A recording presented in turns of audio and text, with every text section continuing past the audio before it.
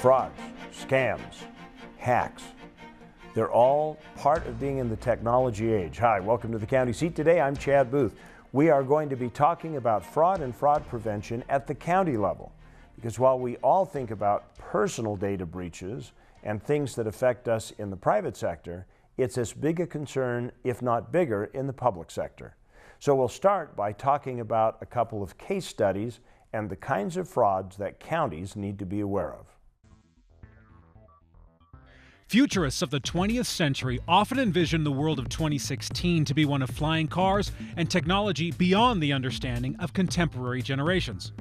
While their more fantastic elements remain fiction, some of those technologies have in fact become a reality, but with darker consequences than many would have guessed. The world of 2016 has become a digital fishbowl, where information of all types is constantly at our fingertips. Nothing seems hidden in the digital age. As technology grows more sophisticated, so do the technologies of those who use deception and fraud to rob innocent people of their hard-earned money.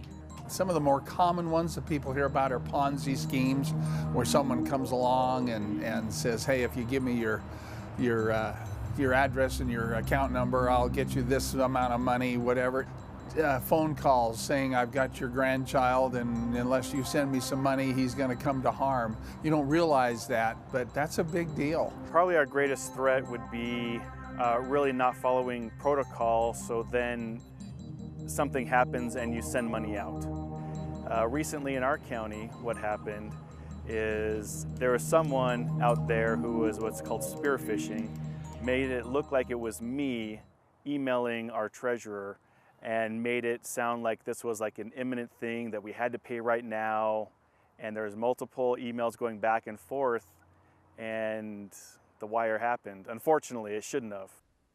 We are all familiar with the Nigerian prince urgently needing us to facilitate a wire transfer. But there are threats out there far more serious, targeted, and difficult to detect. These efforts to manipulate unsuspecting individuals into giving away large sums of money are more common than ever.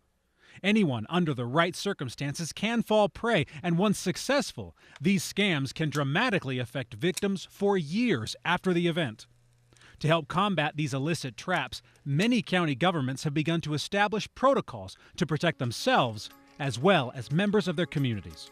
Probably the very first thing is to have just a little bit of healthy skepticism. People just automatically assume that if it came to them from somebody they know, that it's all okay and you should go ahead and get rid of this information. And I think the real important things we do are establish a system and let people know that people are watching. For government, I would say just follow protocol, make sure that there's at least 2 people signing off on anything. For personal means, I would just say be careful. Look at your email links, your reply links. Make sure you look at the link thread to a separate website from an email you do receive, because they're pretty sophisticated and they will get you unless you're careful. The world of 2016 may not have all the conveniences and devices once imagined, but what we do have can make our lives easier and full of knowledge. So long as we know what traps to avoid, we'll find the digital age to be one of light and understanding instead of disappointment and loss. For the County Seat, I'm Stephen Heumann. We will return with our guests on our panel discussion about fraud and fraud prevention here on the County Seat. What would you do with an extra day in Utah Valley? Explore the Wasatch Mountains? Snap a family photo at Bridal Veil Falls. Cool off on Utah Lake or the Provo River.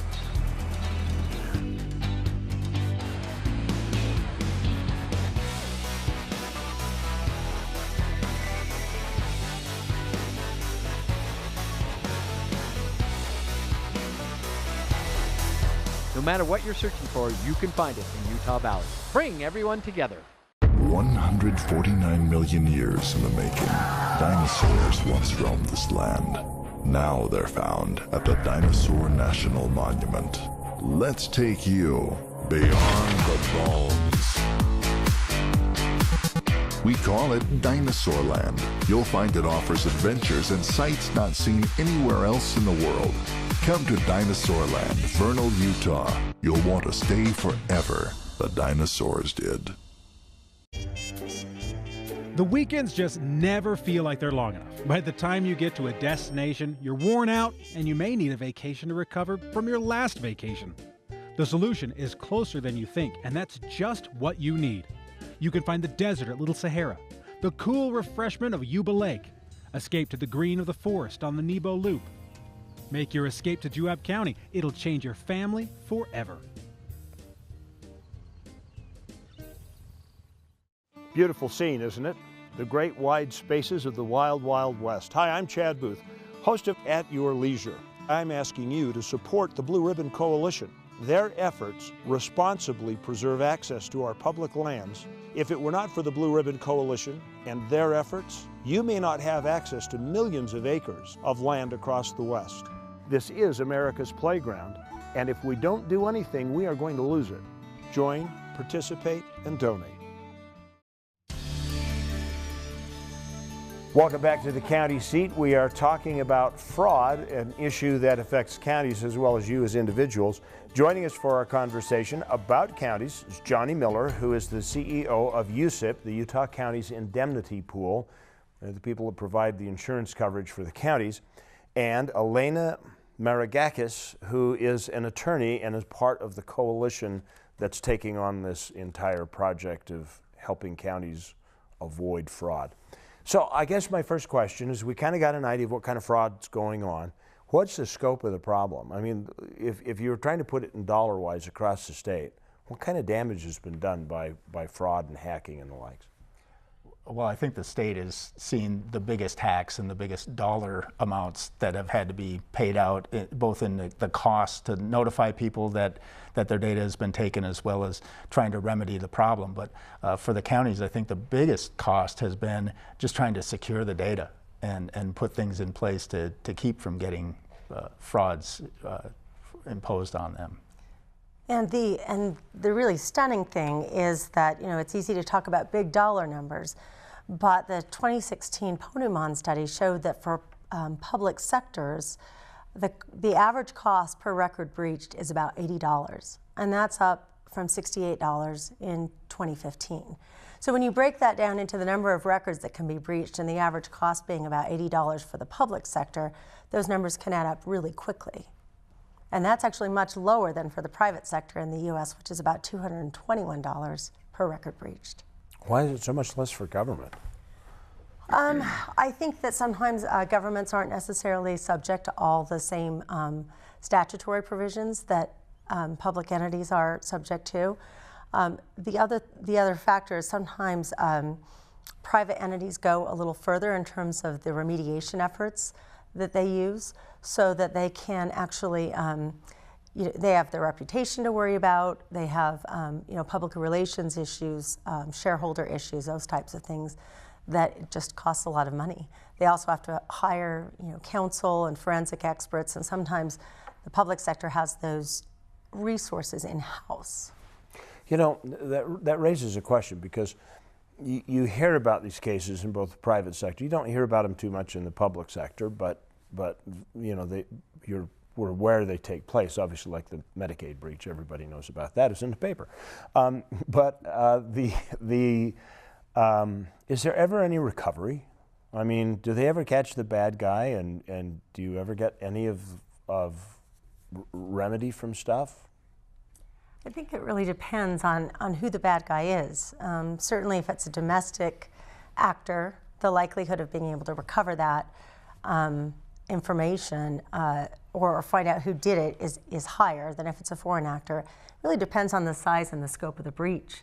Obviously, a larger breach is going to attract much more attention and many more law enforcement resources than a very limited breach. I don't know if that's been your experience. Yeah, and the type of breach that it is too. Again, sometimes the breach is or the fraud is done to try and get the county to actually send someone money. In those types of situations, the banks are pretty good about being able to get the funds back to whatever account that they were sent to. But when they're stealing information that they're going to sell someone's personal information on the black market, again, most of the time those are foreign actors. And it's very difficult to track them down, even if they are domestic, and find them and try and get any type of remedy from the actors back to the county. And I think the particular challenge that governments have is their time to detection and time to contain the breach tends to be a little longer. So the longer that money is sitting in an unauthorized account overseas, the less likely it is that they'll either recover the money or find the person who did it. Wow, that's it's hard for me to just imagine a foreign entity, you know, like the Russians are being blamed for everything right now as far as data breaches go, that they would focus on like San Pete County. I mean, really? Why would they target that? It just doesn't seem to be a rich source. And the other challenge that county, local and state governments have is they're sometimes the target of hacktivists, people who don't like legislation or policies, and so they'll infiltrate a system to make some sort of social protest. And that's a target that governments are uniquely the subject of. Oh, very good. Well, listen, we've kind of covered the scope. We want to talk about the remedy. We'll be right back with the county seat in just a minute. There is a place where looking out means looking in, where an impression lasting only a few seconds will be imprinted on a life forever, where courage is forged and innocence rediscovered, where remembering is rewarding and forgetting unforgettable. There is a place where truth is felt and where seeing is believing. There is a place.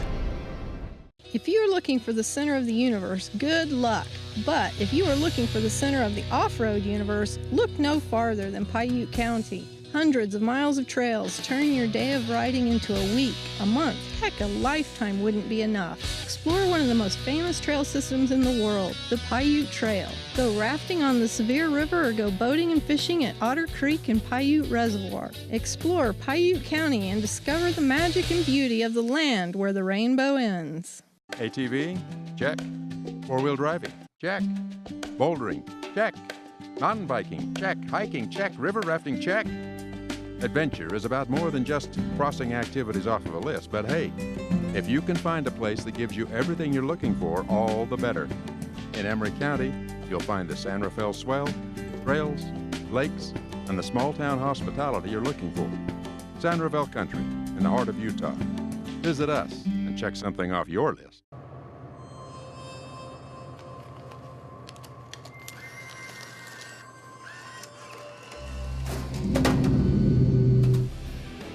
Unlimited opportunity for adventure. It's all about knowing where to look. ATV adventures, rock crawling events, art festivals, and wildlife events. The opportunities are limitless.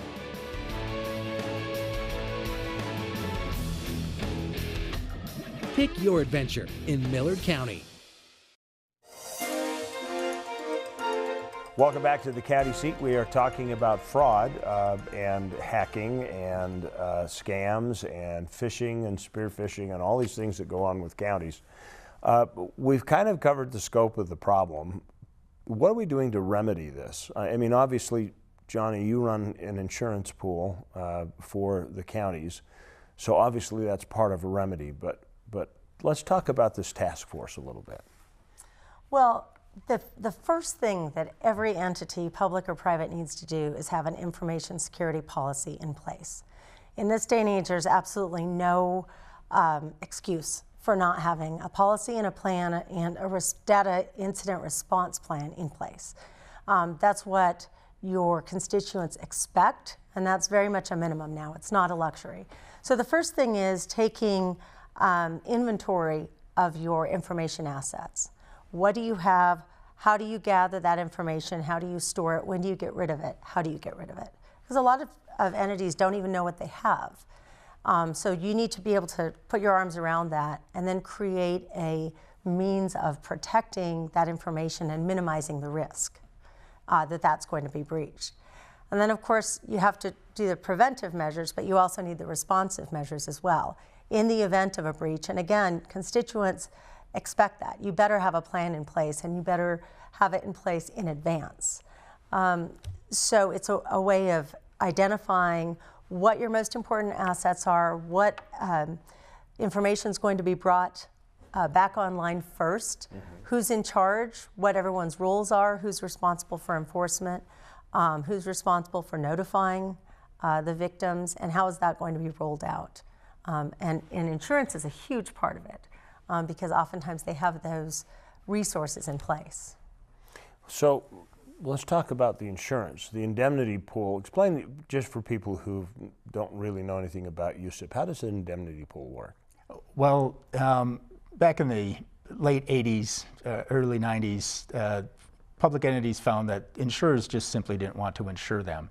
So some of the larger counties like Salt Lake just simply went self-insured. They don't buy insurance, they have a fund and they pay all their claims out of it. The smaller counties aren't able to do that on their own, so they pool together and they simply put money into the fund that is USIP, and when they have a claim of any type, we pay their claim out of the fund so that they're not dealing with an insurance company and they get to direct the way that they're paid and others are paid. In the cybersecurity area, when this started to become a big issue, particularly when the state health department was hacked several years ago and became a big issue here in Utah, and South Carolina's information was hacked. That was really big in the news. The counties recognized that they needed to have not only insurance coverage, but also some of these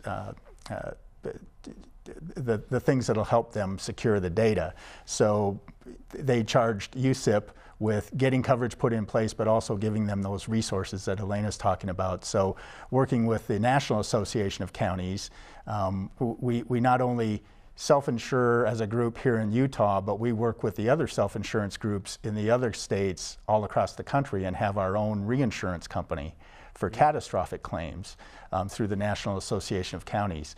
And so we worked with them and put together cybersecurity coverage for all the counties so that our counties have coverage if data is hacked from the county, that we will cover the cost for them to notify all the people whose data was hacked. If they want to provide credit monitoring, they can use some of the proceeds of that coverage to cover that. In addition, though, we do provide the resources on our website to give them all the tools that they need to know what they need to do to protect that data and what to do when they have a breach. And I think Johnny's point is really so important because insurance is there for the cleanup, but the costs are so much beyond what the hard costs are. So you have hard costs like hiring counsel, credit monitoring, those types of things. But the reputational impact is something that you can't insure against. And so it's very important that you not only have the cleanup in the event of a breach, which will happen, but that you have the preventive measures in place. And I think the reason people don't put preventive measures in place is because they think it's going to be too expensive and too difficult. And neither one of those has to be the case. Begin by creating a customized information security plan, understanding what laws you're subject to, understanding what your security procedures are. And then we never talk about information security policies without also talking about training. Because a policy sitting alone that no one enforces or pays attention to is worse than not having a policy at all. Absolutely. Yeah, from a risk factor, I can see that. That does lead me to another question, though. The indemnity pool is there to cover breaches. They could become, I mean, I can see a fraud case turning into millions and millions of dollars. The pool's not that deep, even swimming in the deep end of reinsurance. Is there a limit? There is a limit, and as we put this coverage in place, we were one of the first to have that available to a public entity in the state. The state itself did not even have cybersecurity coverage in place at the time that we were able to get it in place for the counties. But we started out with a Band-Aid of $1 million.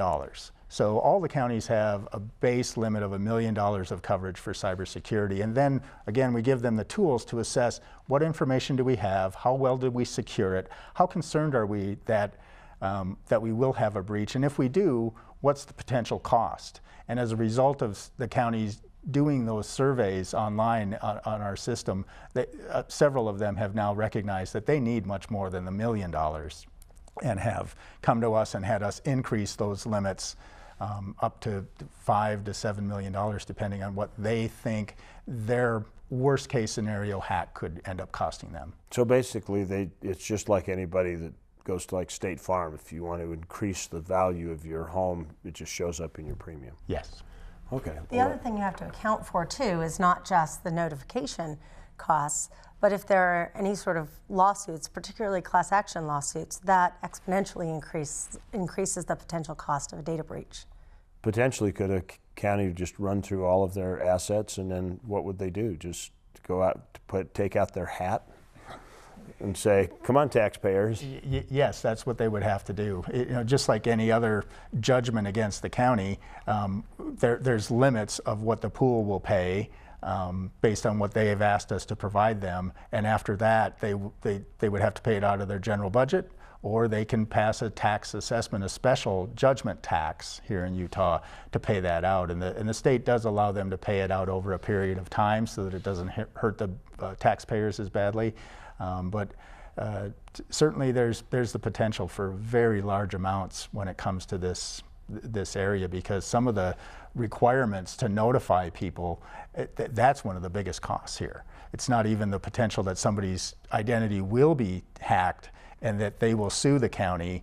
I think that's a fairly limited exposure. The real exposure is notifying every person that their data has been hacked and potentially monitoring their credit on an ongoing basis as a result of that.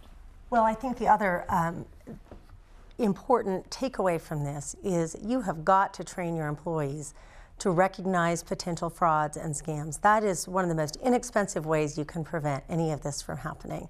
And the second point is this has got to be a culture change.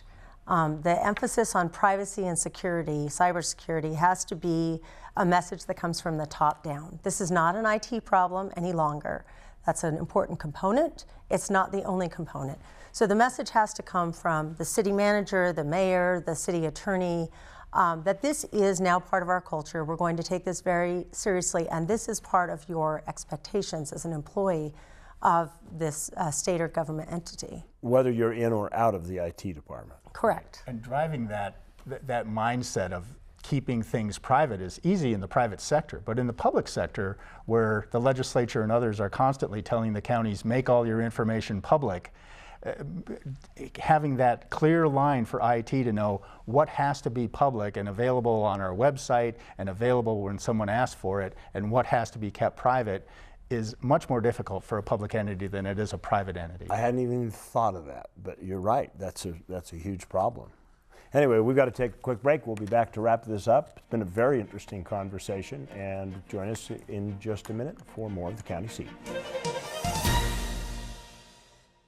When the road takes you farther than you knew possible, when the world is more beautiful than you've ever seen, when home is more comfortable than it should be, this is when you know you're in Kane County.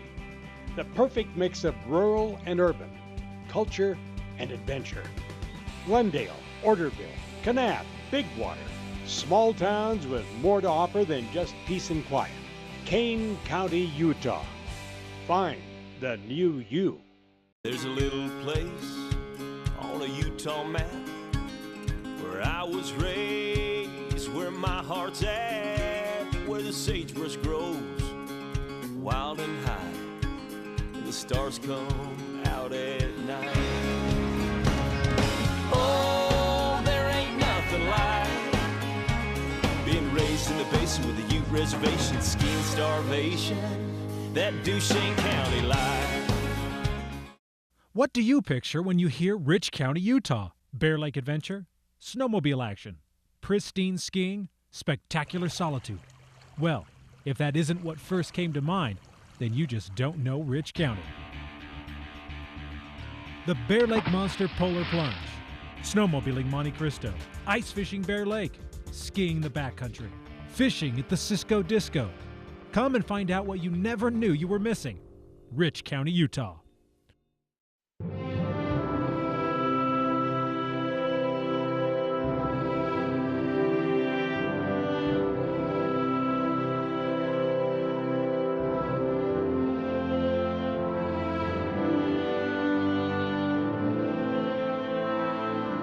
In a place that is beyond words, there is nothing to be said, except Take your time in Bryce Canyon country.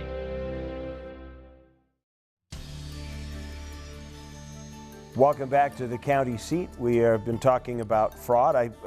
Speaking of fraud, I may have actually perpetrated one at the beginning of the show when I said that Elena was on a task force, but actually she's, you might clarify your position. Sure. So I am a shareholder at a law firm, and we work with public and private entities both to prevent cybersecurity compromises and also to assist when there's been a data breach. And we sort of do the cradle to grave approach for a data compromise. Okay. I misstated that. It was not intentional. I hope it didn't cause anybody any financial distress. So just in a wrap up, are we, you mentioned that, well, let's talk about the numbers. We were just talking about a couple of counties and the number of hack attempts that happen a day. And I was surprised at the state numbers. I mean, are we ever going to be able to solve it? Well, I don't know that we're ever going to solve the problem. What we can do is sort of minimize our attack surface. And this is now just a cost of doing business, unfortunately. So I don't know that we're ever going to solve the problems because the technology moves so quickly. But what you can do is train employees to be very smart and very alert. And that can certainly minimize any of the issues that you have because the technology is getting very good and people are becoming very convincing. Can we go back to paper? Will we need to? I don't think the solution is going back to paper. I do think that there are certain records that if you need them, you ought to have a paper backup. For example, if you're a state and local government, one of the questions you ought to ask yourself in creating your information security policy is, can you handle manual transactions? If there is a compromise of the system, if there's a ransomware attack, are you able to manually process transactions? You know, if you're a public healthcare entity and you no longer have access to your computers, and that has happened in this country, do you have the ability to manually transfer patients to another hospital and transfer their records? So you do have to have a backup plan of some sort, and you don't need to put everything in paper, but you do need to identify which of your assets you need to have a backup plan for. Any final thoughts, Johnny? Just for the counties to be using the tools that we've given them to really assess what their exposure is and make sure that they are protecting the taxpayers by having whatever coverage they need in place and having a specialist like Elena on board and ready for them when they need them. Excellent. This has been a great conversation. Thank you both for being here. Thank you for inviting us into your home every week. Remember, local government is where your life happens, and sometimes bad things as well, which they're trying to solve. But be part of the solution, and we'll see you next week on the County Seat.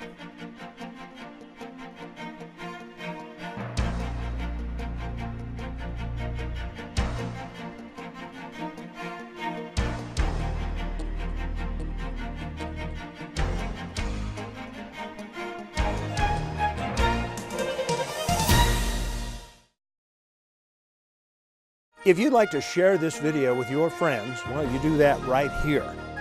If you would like to subscribe to our YouTube channel, you do that over here. If you'd like to interact with us on the County Seat, that happens over here.